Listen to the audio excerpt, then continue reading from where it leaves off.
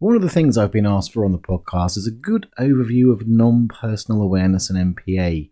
So diving back into the archives, I found this conversation with my good friend Manda Webster from way back in 2015. Now, I liked it because she asked some great questions to tease out some of the underlying NPA principles, including some great inquiry into how we look at habits from a non-personal perspective. We also discussed Don Miguel Ruiz's, have I said that right? I hope so, second agreement from his 4 Agreements book, the work of Byron Katie, how that inspired me, and the best advice I've ever been given. Now, this is episode number 136, which means you can find the show notes at www.babrillianthuman.com/136. So without further ado, let's join the conversation.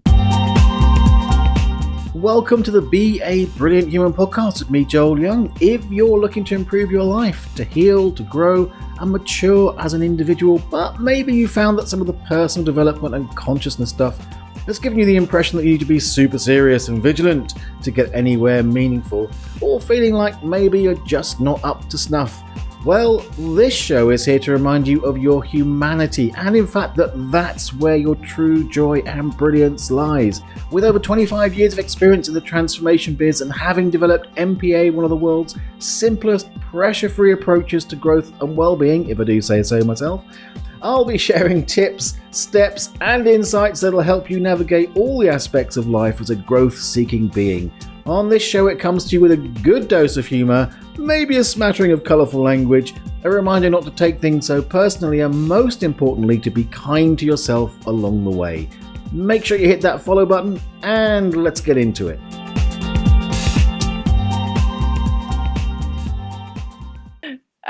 Okay, so I wanted to get into a bit of the nitty-gritty about non-personal awareness. So I think we should talk about that. Yay! Yay! So one of my all-time favorite books. I've read it a few times. I've got I've got it, the key ideas written out on my bathroom mirror. It's a philosophy that I know millions of people live by, and that's the 4 Agreements. Don Miguel Ruiz, right? Mm-hmm. One of the 4 Agreements, if you haven't read the book, which I'm assuming you have, Joel? I haven't read the book. Oh, you haven't read the book? Okay. I had not heard of it until I was doing NPA, which stands for non-personal awareness, and is a simple way to stop taking things personally. And someone just sent me the thing of the 4 Agreements. I think it's number 2 or something. And I've never read it. So I was going to say to you, like on this, is that you tell me what he says, and I will give you a perspective on it. I think I know, because I've seen so many quotes and things from it, the difference or what the distinction is between where I'm coming from and where he's coming from. But so what does he say? I mean, I totally agree with him. It's a brilliant idea to not take anything personally. Yeah. Well, okay. So I have a quote that I'll read from the book, and I think it's fantastic. That's why I pulled it for the show. Even when a situation seems so personal, even if others insult you directly, it has nothing to do with you. What they say, what they do, and the opinions they give are according to the agreements that they have in their own minds. Taking things personally makes you easy prey for those predators, the black magicians. They can hook you easily with one little opinion and feed you whatever poison they want. And because you take it personally, you eat it up. Wow. Right? I love the black magicians part. Yeah. That's good. Okay, so one of the things that I think can be confusing about the whole idea of not taking things personally is almost the focus gets put on other people. How their opinions or their issues and their stuff and all those kind of things. And again, there's a place for that, but you're almost stepping out of yourself and into them to even entertain those ideas. From the non-personal perspective, everything is fundamentally non-personal. So it kind of transcends that sense of they're doing something to me. It's like just says, well, fundamentally nothing is personal. But there's many different layers to MPA and non-personal awareness, and there's definitely a place where it's good to go, well, they're saying something, I'm taking it personally, it hurts. What if I didn't take it personally? And I think one of the things with MPA is it actually is a really simple way to get from A to B in that scenario. So I don't know how he suggests that you don't take things personally, but most of what you find when you Google it and look at a bunch of different blog posts on how to not take things personally, there's a long list of things you have to do, beliefs you have to change, ways you have to be, all of these things. So if you're looking at it, you're thinking, well, that's a lot of work to stop taking something personally. Whereas with MPA, you need to notice how you're experiencing it, say 6 simple lines, which include the way that you're experiencing it, and then somehow the body, in a very light magician kind of a way,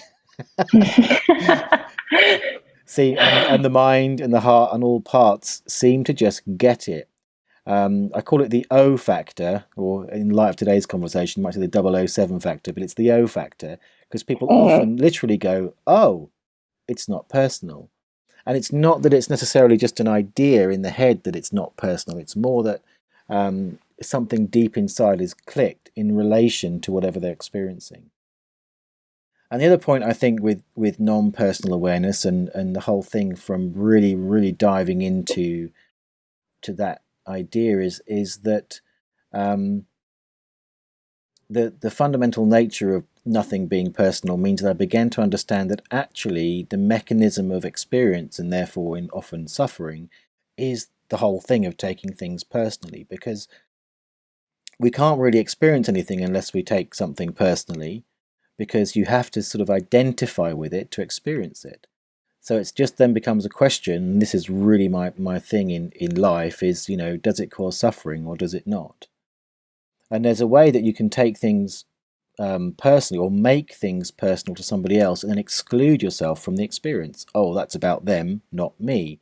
And then you end up, well, they've got all the money I haven't. Oh, it's this conspiracy or whatever it is. But it's like, really, it's like, well, if you want to include yourself in that vibration, you're going to have to take it personally.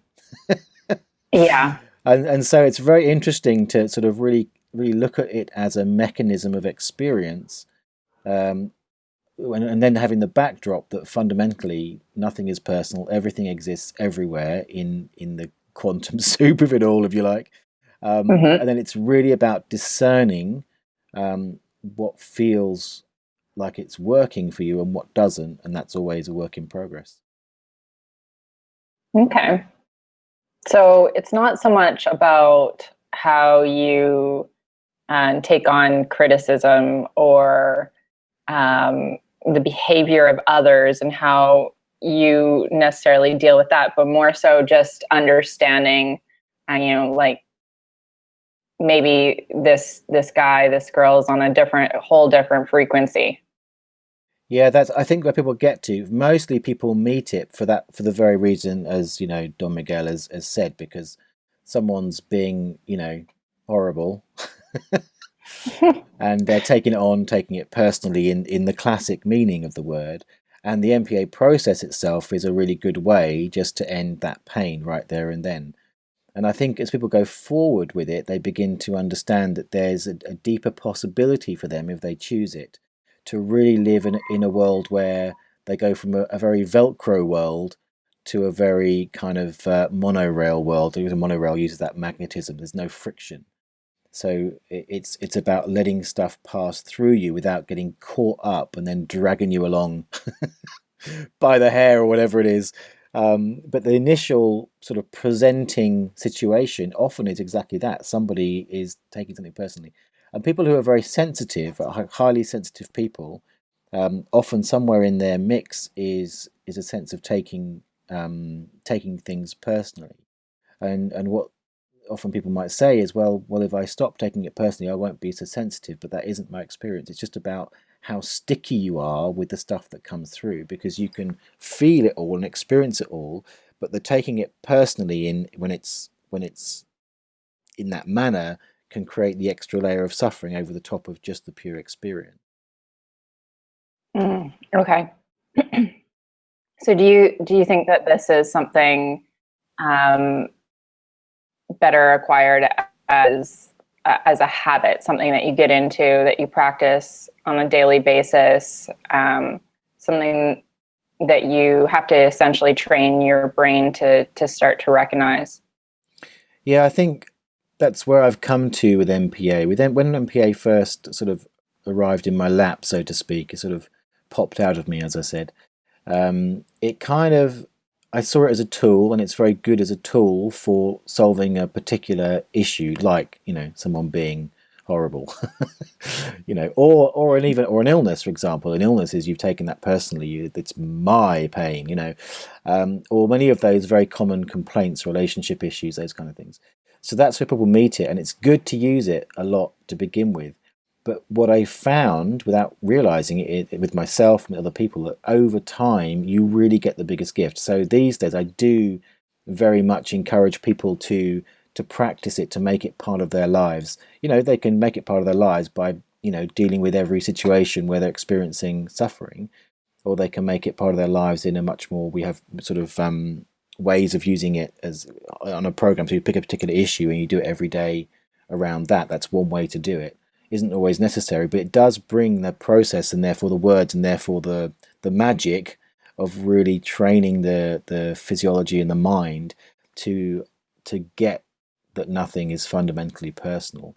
And then people do find that without even doing the process, they'll just, it's just not personal, but not a conscious, not having to think about it. It's just, it can come, it can go, and I'm free to experience myself fully within that. Okay.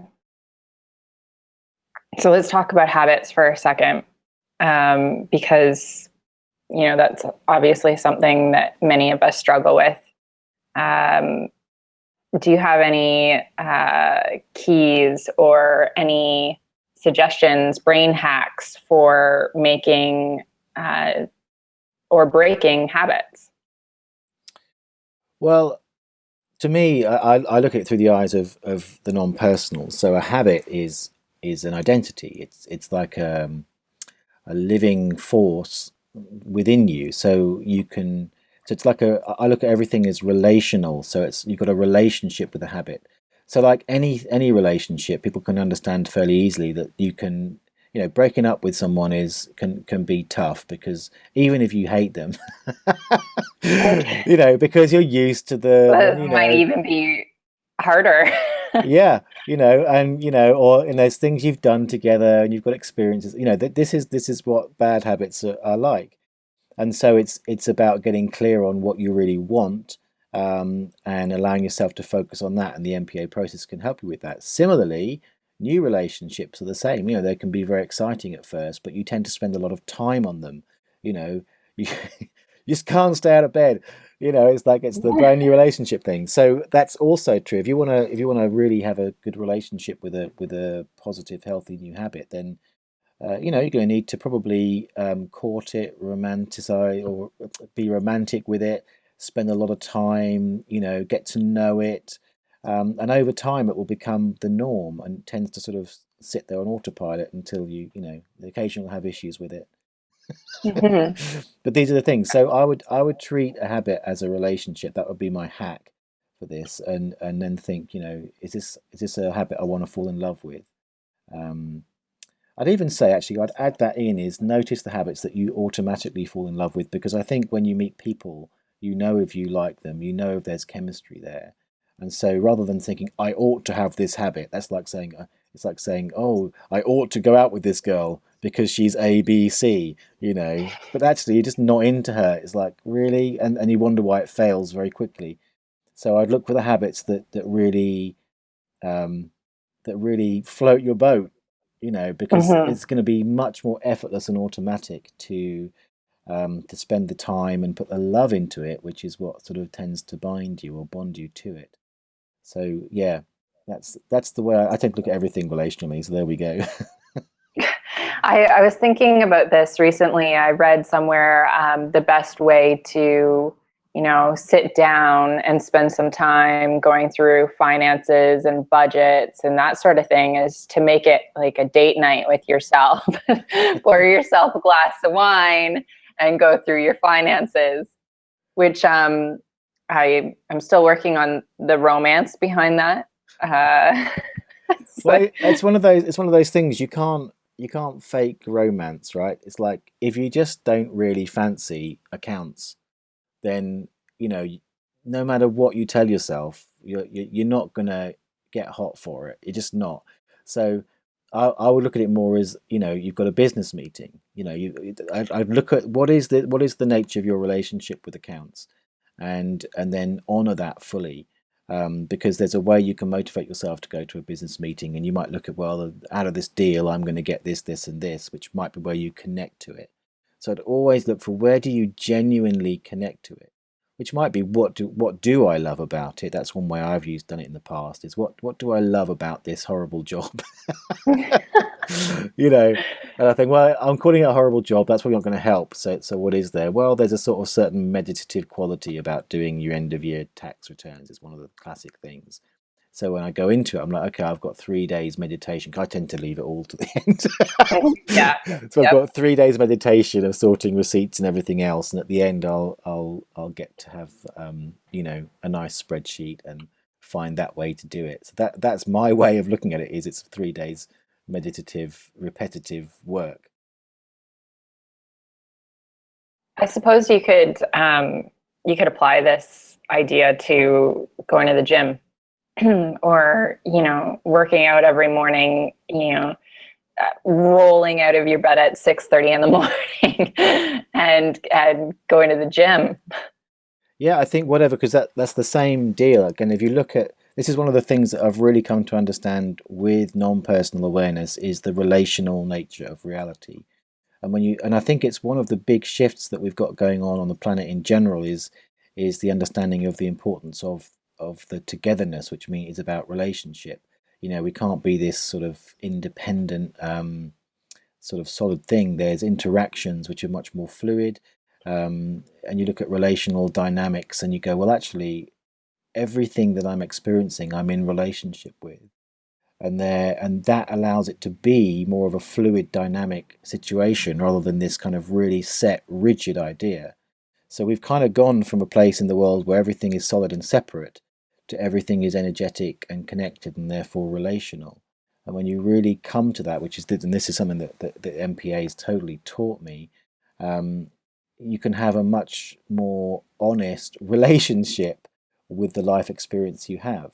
And if you take the metaphor to its extreme, which is what we've kind of been playing with here, and saying, do I want to fall in love with this, or what do I love, or what is the purpose of this relationship in my life, and do I need to ditch this relationship? Is this a friend, a friend in my world that I've only got because we went to school together and therefore you just stay together. Well, actually, it's like, no, you're sucking my energy or whatever it is, whatever the reason is. It's like, well, I need to end this relationship and move on and make space for different relationships. And that can work with gym memberships, with, doing accounts, with getting out of bed, whatever it is. Just convert the way you see it to a relationship and a lot of things will become a lot easier. Yeah. So, and I'll add links to Joel's website in the show notes, but there's a really great process that you can download right from what's your handle? How do people get in touch with you, Joel? Well, if you go to nonpersonalawareness.com, you can also find it. It's the same one, Joel Young MPA, which might be just as easy. But the way to start really is there's a free download called "Don't Take Them Personally." So it starts, as we talked about earlier, if there's someone specific in your life that's that you're taking personally, then that will really be a way to experience how it can quickly sort of help you feel more empowered and free in relation to them. Plus, it gives you the words to the process, and then if you want to come deeper into the work, then there's invitations to do that as well. But it's a great place to start. And I can vouch for this because I've gone to one of the NPA workshops and I've done the process, and I've had conversations with friends, and we've used the process, just really casually, and it's instant. It's like your system is just flushing out. Um, and I mean, there's all kinds of modalities out there that you have this instant flush, this uh, aha moment, or just a temporary fix. But this isn't so much of that. It's more just a realization almost. Well, one of the things that I've come to understand in coming back to the relationship is MPA it doesn't seem it, but it is relational. And one of the things about that, if you think about when a relationship changes, it's very hard to pretend it hasn't changed. So when you do the process, even if it's like something that seems superficial, like at a dinner party or something, you've fundamentally changed the relationship with it. So, and if we go back to the idea of falling in love with your habits or falling out of love, if what really wants to happen is you need to fall out of love, and the process facilitates that. Once it's happened, I mean, you can still drag on a bit, but basically inside somewhere, a switch has been flicked. And I think that's one of the powers. What you're speaking to there is how it really does the job very, Mm-hmm. very powerfully, very quickly. Is again, it comes back to it works within the paradigm of fluid dynamics and relational change. So which I hadn't really connected those dots. So thanks for pointing that out, because that's really good. My pleasure. Okay, so I have a couple more questions before we go. One, most important book or philosopher that led to your ideals today? Okay, so I'm not a massive reader. Some of my early Okay. influencing books were like science fiction books and fantasy books because I loved those. Hey, that's Um, totally all right. yeah, and but I think the one that I would always cite that is more recent that really influenced me. There's two things. So I grew up in this industry, if you like, with Brandon Bayes and The Journey, and that really gave me emotional fluency. But then I came across Byron Katie and the work of Byron Katie, and that's really been a great underpinning, I think, of MPA. Those people that don't know of Byron Katie, her process, it's like four questions and a turnaround, but it's got a real simplicity to it. The main question is it true? And you literally just sort of get in the face of your stuff and ask, is it true? And if you really ask that question, it's a very powerful thing. Which again, going back to our relational thing, is like, if do you love him? Don't Hmm. ask me that. I don't want to answer it. Why? Because the truth will set you free, right? Right. And at the time when MPA came along, I was doing a lot of the work, questioning, is it true? In some pretty out there stuff. I mean, I was really questioning the fundamental nature of reality and my assumptions about it. For example, I have a feeling. I'd done lots of years of work to get in touch with my feelings, like anger, and I'd say, well, my thought says this is anger. Is that true? And what I got in touch with was a sense of pure experience beyond the labels. And then I realized that these labels were attached to databases, if you like, which then informed our experiences. So they were assumptions, agreements, as back to Don Miguel, my agreements about what each word meant. So then, come the MPA process, I began to understand that the sort of where the blank spaces in the process, we put something in there. I call it a cookie cutter because it's Hmm. funny, and look that up. But Okay. it's like because each expression that goes in there points to an entire body of consciousness, and therefore when you run it through the process, it's amazing how much, like, the whole database just gets moved and shifted and changed. So I always look back at the work of Byron Katie and the simplicity of how she looks at life as basically perfection happening now, and within that there's Mhm. work to do. And I feel that's been a big influence in terms of an inspiration, certainly in terms of how something very, very simple can be the tip of an iceberg to something much greater, which is absolutely, 6 lines. And what's that? Nothing. But underneath that, and if you spend time with it, it'll take you very, very deep. It's really interesting because around the time that I tried out Byron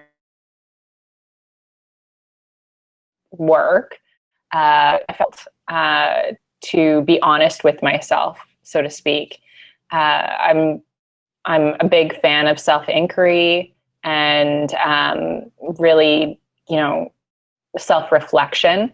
So I would ask myself, I'd have this assumption, okay, so-and-so did this and what an asshole. Is that true? Well, yeah, it's true. But in fact, it's not actually true. So it can be, I have found her work to be extremely difficult, whereas the NPA process was a little less of a dagger, I guess you can say.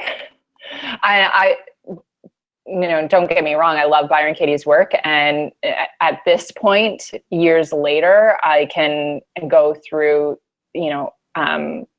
her process a lot easier.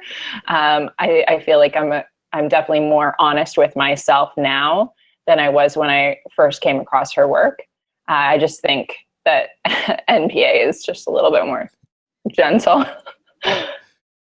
Okay, yeah, so I can understand that, and I think Katie herself would say that, if you go to the turnaround too soon, you really are stabbing yourself in the heart. So why would you do that? But it does take practice to understand the nature of inquiry. And with NPA, it's one of those things I had feedback from, which I often say it's man friendly, it's old lady friendly, and it's child friendly or teenage friendly, because mostly, in the personal development and personal growth world, those are the resistant types. And they're mostly resistance because they're being asked to be something that they're not, or they're being confronted immediately. Like the question, is it true? Is quite confrontational. Or, feel, how does it make you feel? Which is a very common question, is that it's quite confrontational for somebody who's not really naturally predisposed to those kind of questions. Whereas all NPA asks is just go ahead, be yourself, I'll notice what pops out, and then we'll say a few silly lines and see where it takes us. And people normally go, oh, I can do that. It's a bit wacky, but let's do it. And then also I find that NPA seems to work within someone's own paradigm. So one person might experience very little and let the changes happen. It's like it doesn't take an enormous amount for everybody, it doesn't take an enormous amount of emoting, crying, and tears to realize you've fallen out of love with somebody. You just go, oh my God, I've just fallen out of love with that person. And so it allows like people to have that experience with whatever the crap is that's going on in their life. Is it's that the O factor, right? It's like, oh, it's changed now. Okay, then, and then once everything has changed, once who you are in relation to what's going on is shifted, then all of the beliefs, all of the emotions, all of the actions come into line with that. So with what seems like very little, you can do a lot. And at the same time, if you're naturally very emotional, then of course NPA will happily play with you there. In your expression, it's going to be emotional. When you do the process, you might have tears and tissues and everything, and that's awesome. But it really will let people be themselves right from the beginning and right through the process. Gotcha. Yeah, I definitely see what you mean about the difference being one is meet you where you're at, the other can be a bit confrontational, and I definitely see where you mean old ladies, teenagers. What was it? It's men, teenagers, and old ladies. And I say right. it with my tongue firmly in my cheek. It's like the times I've people will say, "Wow, I've got my 93-year-old mum, and she hates me whenever I bring all of my this, that, and the other process to her." But we did NPA, and she came back the next day and said, "What was that thing you did?" And then I hear it with teenagers. I've got a great testimonial of someone, her teenager came in drunk. and was effing and blinding, as we say, and somehow the mum just said, "Oh, okay, as long as you're being silly, say these words with me." And he was sober in 30 seconds and peed off about it because she just done this drunk, because only do a drunk or something, which is the way the process goes. And but again, often in teenagers in more serious, difficult situations, can be very closed down if they're asked to sort of feel or to think or anything else. But you can just say, just share with me what's going on, and then are you willing to say a few simple lines with me? They can do it, and then they experience directly for themselves. And often, again, same as the old lady example, they'll come back and say, "Mum, that thing we did yesterday, what can we do it again?" Or that something's changed, or those kind of things. And of course, men are classically drag-alongs to seminars and such like. So not all of us, but classically as a majority, that's true. So what you're saying is, don't invite my boyfriend to the next seminar I want to attend. Well, you can invite him, just let him say no. Oh, okay. Without going, "Oh, you don't love me because you don't come to my seminars." And he'd be like, "Well, do you come fishing with me?" No. I love fishing. I'm great at fishing. Well, some don't, or whatever it is. Yeah. The idea though is just that we often expect people to be to like what we like, and it isn't always the case. Mm-hmm. So, and I have to apologize to listeners because I'm in true blue Vancouver, where you can hear the ships and seaplanes and trains and everything. So and super jets. Super jets. And Aston Martins. Is landing right at the helipad is next door. So okay. One last question. Okay. Maybe. We'll see. The most important advice that you've ever received, Joel? Other than don't take it personally, of course. Yes, of course. I think the most important piece of advice is something that I guess I've really come into in myself much more recently. And it's kind of a question, really, which is, what do you want? To me, it points back to clarity. So I suppose the advice was, decide what you want and just hold to that, and trust that when you step fully into it, then things tend to come to you that manifest that. The other piece of the equation, of course, is to have that kind of whole non-attachment thing, or to not take the consequences personally, but rather, like the truth, getting clear on what you want, or getting that clarity, has a tremendous power to it. So we tend for the most part, to fudge it, because it has consequences. If you get really, really clear, this is what I want to experience, then again you change your relationship to it, and things happen. Things just move. And so for me, I think a big part of my I guess my path and my growth in my life is really coming back to myself to a degree, allowing myself to be who I am, and then really getting in clear into, well, what do I want? What do I want to experience? And that's a powerful thing. It's done me a world of good in recent years. What about a mentor or somebody that at a impressionable age maybe gave you a piece of advice that you've always kind of held with you? Well, I'm not sure there's anyone springs to mind in that way. It's interesting. I was a bit of a loner as a kid, and I tend to there's nothing springs out. I tell you what was an influence though back from that time is my grandpa was an influence. He was a vicar. I didn't see him that often or very well, but I found him just somehow deeply inspirational. And the main thing I think that I took from him, I remember very clearly one time going for a walk, and he loved butterflies, and he just told me that that's a painted lady, and his enthusiasm for it was very infectious, and I fell in love with butterflies then, and I am to this day. And there's lots of wonderful metaphors, of course, about butterflies.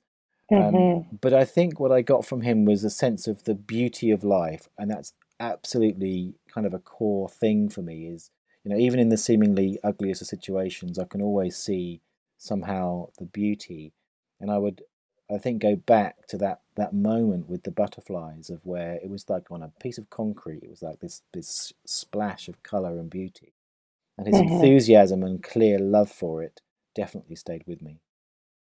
It's beautiful. I love butterflies. I went to a butterfly sanctuary in Ontario last year, and it was amazing. I went with two little girls, 4 and 6 years old, and just the wonder and the excitement over these beautiful little bugs. It was great. I love bugs. I mean, I love taking pictures of. I go on insect safari and take pictures of the big lens right up close, and little dragonfly faces and things like that. I love the world of insects. It's a bit weird, and of course, You're a bit like a big kid. like a big kid, totally. Yeah, Yeah. Guilty as charged and loving it. So is there anything you want to say to the listeners today? Anything you want to put out there? One last thing.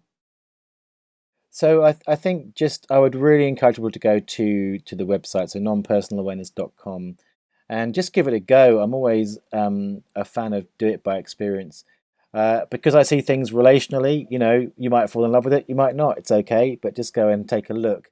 Download the freebie and give it a go, and just to really understand that there is a really simple way to stop taking things personally. If you are someone who has an experience of, whether it's at work or at home or whatever, you don't have to suffer that. You can become free, and these days where technology has moved on, in both in sort of electrical technology but also in terms of psychological technology, really quick ways are available to feel better, and MPA is one that is quick and effective and easy, so go give it a go.